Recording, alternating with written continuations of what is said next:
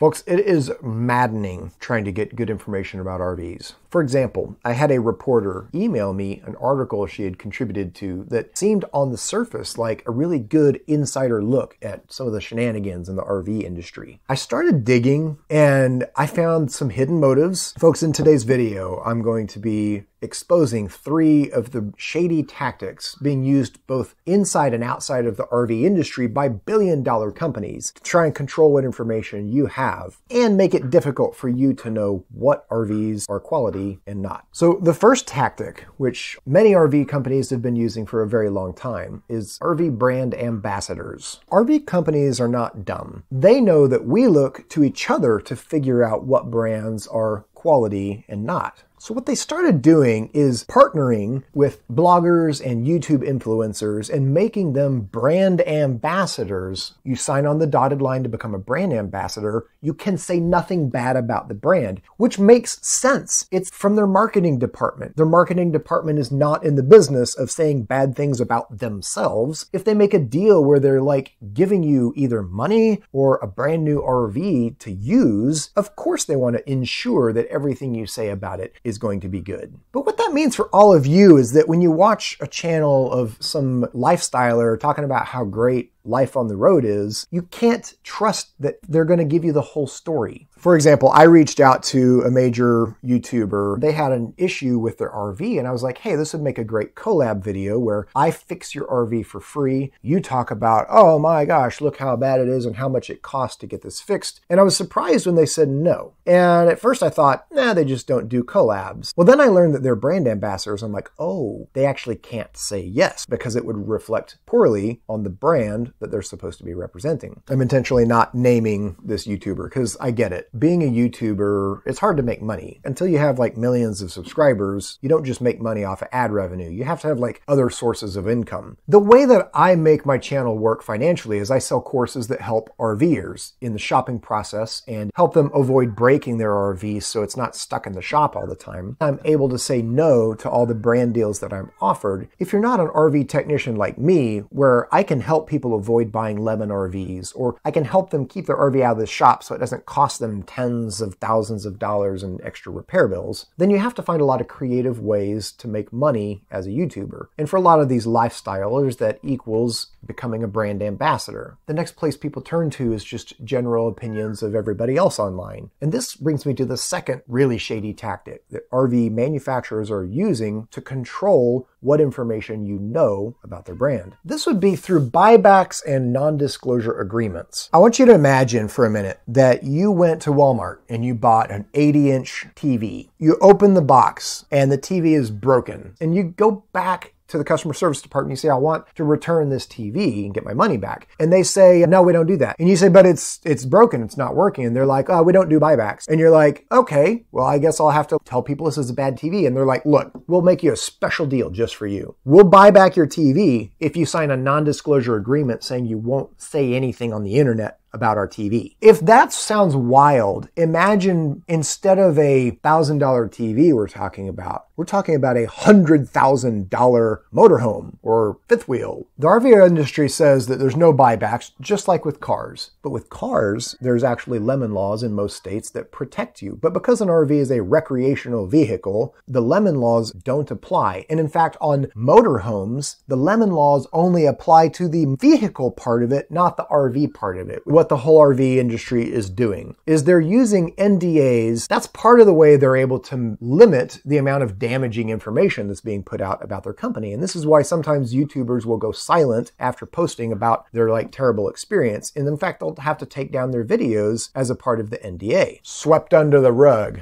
Stuff that skeleton back in the closet. Okay, so if you can't inherently trust influencers, and wait, am I an influencer?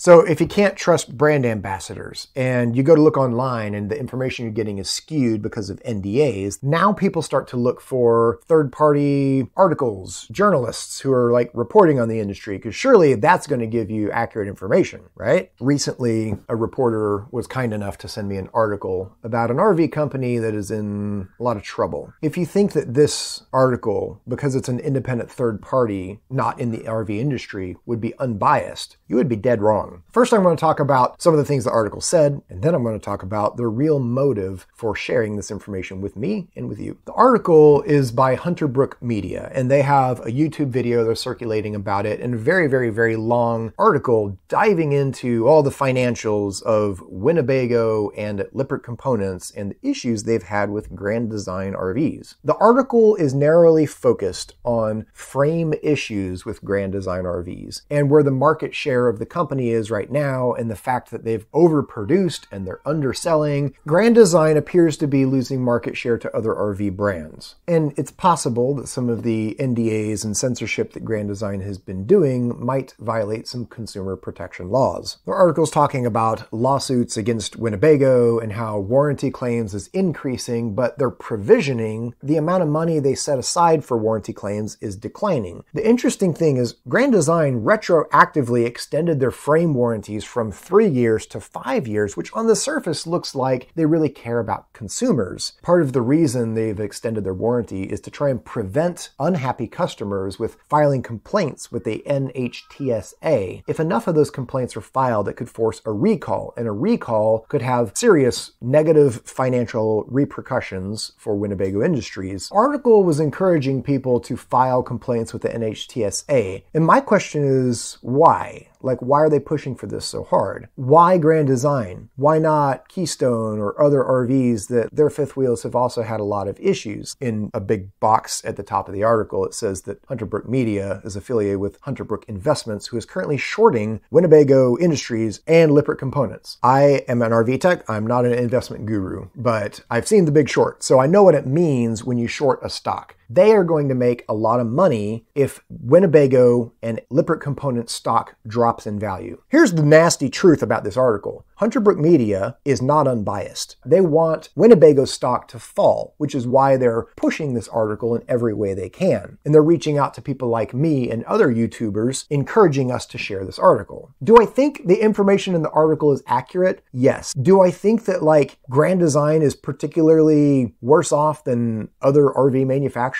Not really. I think they've picked Grand Design because of the bad social media. It's like an easy target for a short. So how do we figure out the truth in the matter here? Because like, obviously, this giant media company working with a giant investment firm wants you to panic about Grand Design because then they'll make more money. It seems like everybody in this game has a motive. And I want to give you the best information and resources I can. I want to tell you though about a website I recently discovered called RVinsider.com. This appears to be affiliated with RVtrader.com. I'm not being sponsored by them. It's simply a place where you can give a rating for your RV. One of the cool things is that when you rate an RV, you also get to rate the warranty from the RV company. I want to encourage all of you to go and rate the dealerships you've worked with and the RVs that you've had on RVinsider.com, because I think that one of the best ways to cut through all the bull of all of these multi-billion-dollar companies like trying to make a profit off of you is RVers helping each other out. That's one thing I really like about the RVing community. Let me know in the comments if you know of a similar resource to RVinsider.com, because I'm all about RVers helping each other out and building a good information base. If you haven't seen all these videos yet, you should check out my Dirty Secrets of the RV Industry playlist. And if you want to watch more reviews where I go undercover at dealerships to tell you the quality of RVs, click here for a full playlist of all my undercover reviews.